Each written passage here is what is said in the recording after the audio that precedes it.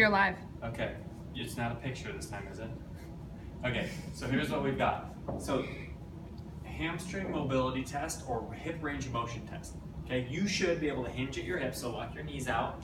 Okay, you should be able to hinge at your hips, so press your hips back, lean forward. Okay, and you should relax your arms. Okay, good. And there you go. She should be able to get her arms, okay, about to the middle of her shin with her back staying unchanged. Okay, does that make sense?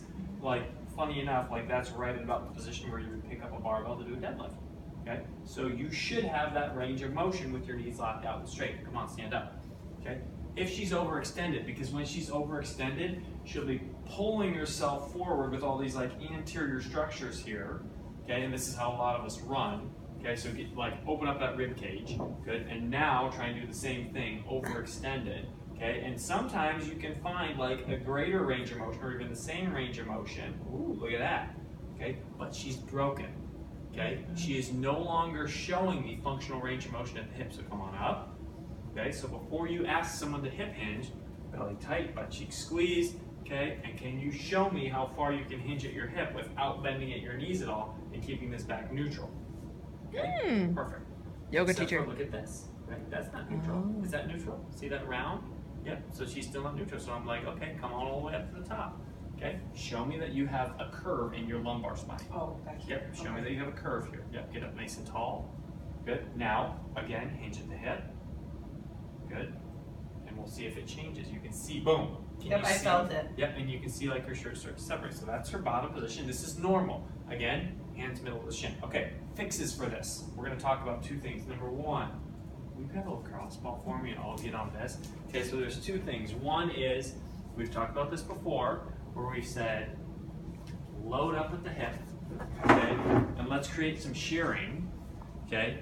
So hop right over here too, so you just get this profile view, or over here, whichever, it doesn't matter, okay? So I want to pull this, I'm pulling my femur, okay, back to the socket, okay, and all I want to do is get into this place where I can get my palms on the ground, okay, and work on hydrating and these muscles, or excuse me, these tissues around my hamstring. If I can get here, okay, now I can start to press into the corners, okay, and find where I'm tight. I can also start to do this and oscillate from the other side, okay? Activity one.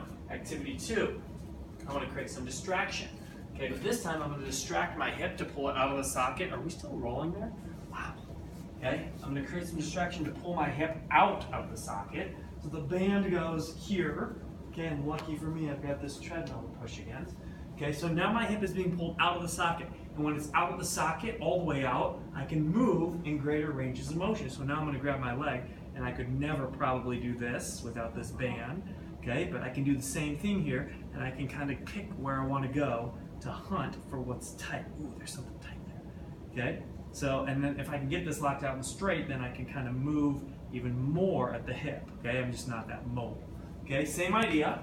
Okay, one puts the socket in the back of the hip, one pulls the socket out of the hip. Perfect, thank you very much. Okay, compression on a treadmill will do this. Okay, I'm gonna sit, I'm gonna take the crossball, it goes proximal, like right between my gluteal fold, which is a fancy word for butt cheek. Okay, it goes right underneath my butt cheek, and I'm gonna do two things here. One is, I'm gonna spend some time kicking in a nice tall position, so I can get these little kicks in, and I can play around with the angle. And the other is, okay, I'm going to compress it even more, and now I can oscillate from the other side, okay, hunting around and pressing into that hamstring. Questions, questions?